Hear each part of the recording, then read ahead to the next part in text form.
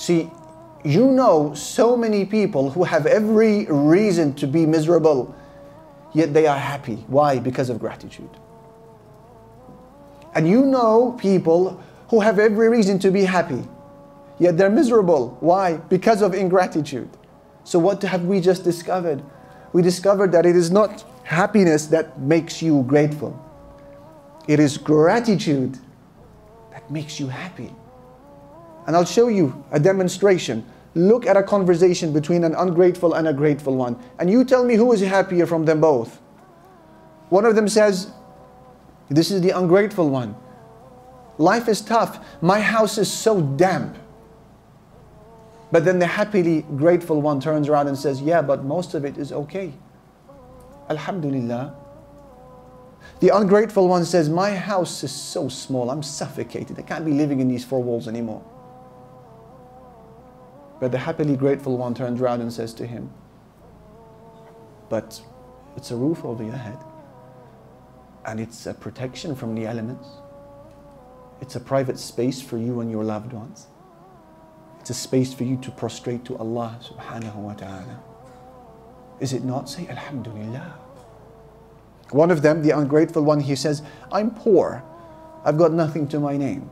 I've been on benefits. I've been on universal credit now for the last 5-10 years. I just can't get out of this circle. What do? I have nothing. I'm poor. I can't even make ends meet. I can't live like this. But then the happily grateful one says to him, oh, you're poor, is it?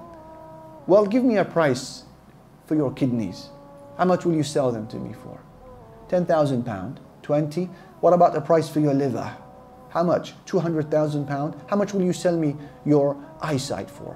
What about your hearing? What about your ability to articulate yourself in a clear and concise way? How much will you sell that for? What about those enzymes that work flawlessly around the clock in your body with no instruction from yourself? How much will you sell them for?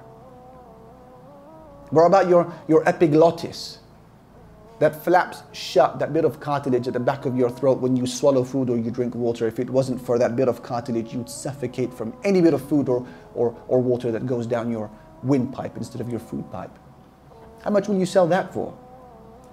Your ability to go to sleep without injecting yourself or swallowing pills, how much will you sell that for?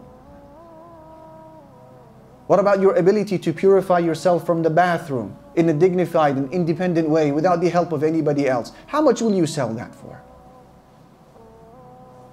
What about the gift of Islam that Allah Almighty has given you free of charge?